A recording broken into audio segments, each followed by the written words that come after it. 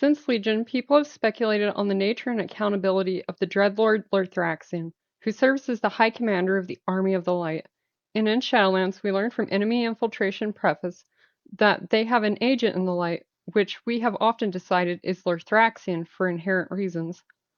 And I have some speculation as to what Lorthraxion's goals are based on what happens to him in Midnight. But first, let me give the quick rundown. According to all sources, the only way a demon could switch cosmic alignments to the light would be for it to become totally in alignment with the light's goals, and more specifically in his case, to be completely aligned with the ideals and goals of the Army of the Light. This means typical treachery or deception wouldn't work. This would hit a demon like the lasso of truth and expose them or even destroy them. This means that, as of Legion, and maybe Midnight, that Lorthraxion absolutely believes in the Army of the Light's ideals and has no held preconceptions of plotting betrayal against it. He serves the light and it serves him, like it would any paladin or priest in the Army's service. He's actually doing what would be expected of him if any Naru expected something from any follower of the light, and he is completely integrated. This is to say, while in service of the light, Lorthraxion is actually exactly what he claims to be. He is a dreadlord that saw the light and changed his ways.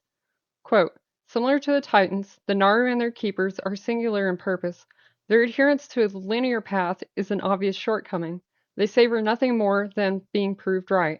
So if they believe they have converted one of us to their precious light, they will trust that agent implicitly. End quote. But my speculation comes in here. See, the only way that this would be possible would be for Lorthraxion to brainwash himself into being this thing that the light wanted. And indeed, I think this was his goal and that he was successful at it. While Lorthraxion is totally in line with the light and the good Dreadlord right now, I think he is a sleeper agent and that some code word or series of events would reprogram him to his evil nature. Sort of like restoring a file you deleted from the recycling bin on your computer and it then overriding whatever is currently in the file location with the same name. And I think that the trigger for activating the sleeper agent is dying. I know that sounds a bit strange, right? Where would a Lightforged soul go when it sheds its physical body? Where would a Lightforged Dreadlord go when it dies? He can't go to the Shadowlands because he converted to Fel originally to become a demon, and he can no longer go to the Twisting Nether because he is no longer an agent of chaos. But we know that the Naru go to their own afterlife, which Zera refers to as the astral plane in Legion. The players would later revive Zera with the Tears of Elune. Whether this means that the astral plane is the realm of Elune, or the Lightlands, or something totally different is unclear, but it is where the Naru go when they die. Spoiler warning, viewers. The following contains spoilers from the Midnight Beta. In Midnight, Lorthraxion arrives commanding the Army of the Light, and he makes a good decision to go and find the warlocks and shadow priests of the city and force them to convert or be purged. While this is radical, I can completely understand Lorthraxion's rationale.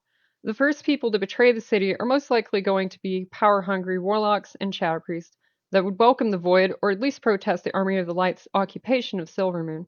We sort of run him off in defense of these common people. However, in the dungeon Nexus Point Zenith, Lorthraxion appears as the final boss. Nexus Point Zenith is a void installation in the zone of Voidstorm that is on the verge of collapse. Should it expire, it threatens to take out all of Silvermoon, or even Azeroth. There we find Lorthraxion, who believes it is his personal mission to save the world by shutting down the core of the installation, and he won't listen to arguments about its danger. The following is the exchange Illyria has with Lorthraxion. Illyria, you are putting all of Silvermoon in danger. Lorthraxion, you will realize I was right, Illyria. Your judgment has been clouded by the void. Illyria, my vision has never been clearer, Lorthraxion, but I didn't want to believe it. End quotes. And even Eretor will plead with Lorthraxion that he does not need to heed the demands of the light. Lorthraxion is disappointed, stating that he thought Eretor of all people would understand as the son of Turellian, and believes that Eretor may have also been corrupted by the void, which may not be completely incorrect because we spent a lot of time helping Eretor to learn both light and void to become sort of a disc paladin philosophically in his questlines, but that's an analysis for a different video. Lorthraxion believes that he is following the light's will and that destroying this installation, even as an act of self-sacrifice, and the sacrifice of Silvermoon, is what is required to defeat the void in the current battle. And while I don't think, based on what little information I have, that Lorthraxion is wrong, I also think we are in agreement with Eretor that blowing up Silvermoon is not a good exchange for this. Either way, Lorthraxion was not going to leave Nexus Point Zenith alive, and he followed what he believed was the will of the light. That sacrifice at any cost to defeat the Void was necessary, even if it meant his own life or the lives of those in Silvermoon. Let's return to my question, though. Where does Lorthraxion go when he dies? He won't go to the Shadowlands, and he won't go to the Twisting Nether. He's not even typed as a demon, he is a humanoid. And he has a light-forged soul. Was this the long game all along? To brainwash himself into being a true zealot of the light? To become light-forged so that he would finally fall to his demon or death brothers? Or instead, the player characters?